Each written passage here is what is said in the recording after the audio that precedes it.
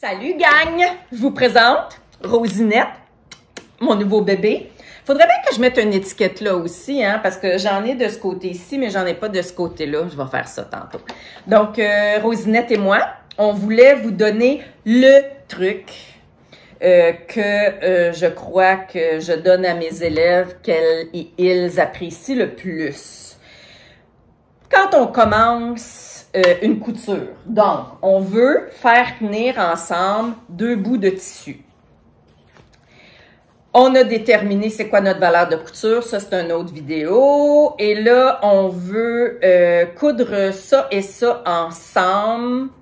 On a testé, on a la bonne aiguille, c'est le bon fil, on est prêt à commencer pour de vrai. Fait que quand on s'installe pour commencer à coudre, évidemment, on veut coudre au début de ces deux morceaux de tissu-là que je veux mettre ensemble. Puis, 99,9% du temps, on veut faire un point d'arrêt.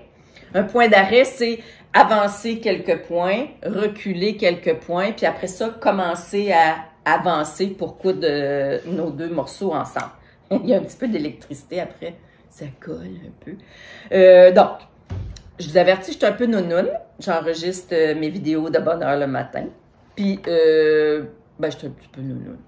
Non, c'est pas vrai. L'autodénigrement est pas acceptable dans mon atelier. On essaye de garder ça en dehors aussi, mais surtout dans mon atelier. Se traiter de nounoune, c'est non. Même si c'est fait avec gentillesse. Donc, c'est pas ça que je voulais dire. J'efface. Je veux commencer à coudre ces deux morceaux-là ensemble. Et là, je veux faire un point d'arrêt pour stabiliser ma couture parce que sinon, ça tiendra pas. Donc, je fais un point d'arrêt, puis là, je voudrais commencer. Êtes-vous au courant que le petit ovale qu'il y a dans où mon aiguille vient se planter pour aller chercher son copain en dessous peut contenir une quantité phénoménale de fils et de tissu.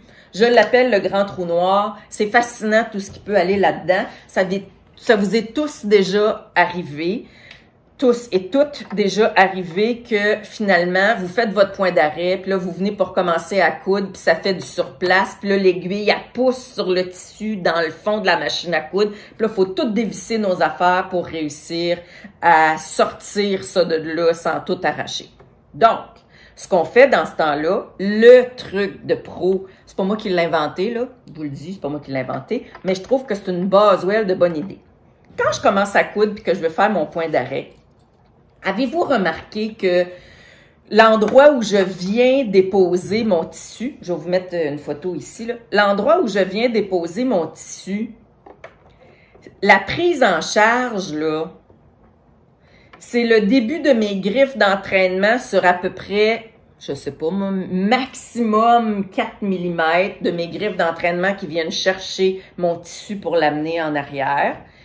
Mon pied presseur, il y a les patins qui frisent par en avant. Fait que quand mon pied presseur est installé, il y a une toute petite surface aussi de mon pied presseur qui prend en charge le tissu. Parce qu'on se le rappelle, hein, la machine à coudre est faite pour entraîner le tissu de l'avant vers l'arrière.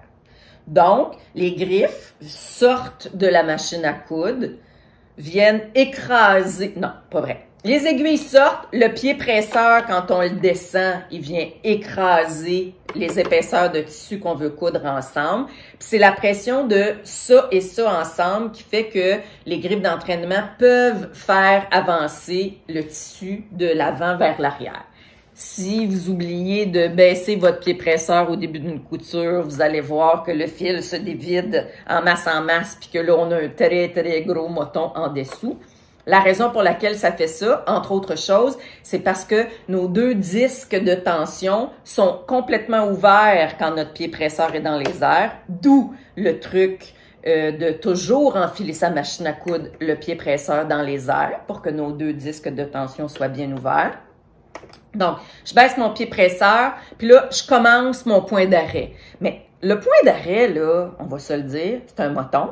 En partant, on avance un peu, on recule un peu, puis là, on demande à la machine à coudre, « Ah ouais, vas-y, fais-moi de la magie, amène tout ce moton-là de l'avant vers l'arrière pendant que je te regarde faire en pesant sa pédale. » Je pense qu'on y en demande un petit peu trop. Même si vous avez une super machine à coudre de luxe qui a 5 rangées de griffes d'entraînement, qu'elle a l'air climatisée, puis qu'elle vous envoie une petite bruine fraîche quand il fait trop chaud dehors, qu'elle peut broder votre nom sur vos bobettes, le problème reste le même. C'est qu'on demande à la machine à coudre qui a pour l'instant juste 4 mm de griffes puis 3 mm de surface de pied presseur, de faire un moton, puis après ça, continuer à faire sa vie. Le truc, puis là, je vous le dis, là, quand vous allez commencer à faire ce truc-là, que je vous donne, avec amour, les fois que vous allez l'oublier, puis que tout le tissu puis le fil va s'en aller dans le fond de la machine, puis qu'il va falloir que vous dévissiez tout pour aller chercher ça, là, les fois que ça va vous arriver encore, avant de vous choquer puis de dire « Maudit, j'ai oublié de faire le truc à Annie », vous allez prendre une petite respiration, vous allez m'envoyer une grosse bouffée de foule de love dans mon cœur, puis après ça, vous allez dire « Ah oui, c'est vrai, Annie, elle m'a dit que… » Point de suspension. On prend nos 2 fils qui sortent de notre machine à coudre, le fil d'aiguille, le fil de la canette. On veut, quand on commence à coudre, de toute façon, que nos deux fils soient entre le pied presseur et les griffes d'entraînement. Je viens déposer les 2 morceaux de tissu, les 2 ou 3 ou je sais pas combien de morceaux de tissu que je veux coudre ensemble. Je descends mon aiguille au début de mon tissu, pour que ça tienne ensemble, que j'ai plus besoin d'y penser. Je baisse mon pied presseur, puis c'est là le truc magique. C'est que j'enroule autour de mon index mes 2 fils pour coudre, là, celui d'en dessous puis celui du dessous. Je viens faire mon point d'arrêt, fait que j'avance un peu, je recule un peu. Ça veut déjà commencer à faire des motons, surtout quand on est dans le stretch, mais il n'y a pas de discrimination avec les machines à coudre, là. Ça peut faire des motons en masse quand on est dans n'importe quelle autre sorte de tissu. Puis là, c'est le temps de faire ce qui va changer votre vie. C'est que je tire un peu beaucoup sur mes fils qui là se sont fait un bon moton. Point d'arrêt. Et là, je tire sur mes fils jusqu'à temps que mon tissu est dépassé au moins la surface du pied presseur. Moi, par sécurité, là, souvent, je tire dessus jusqu'à la fin de la plaque.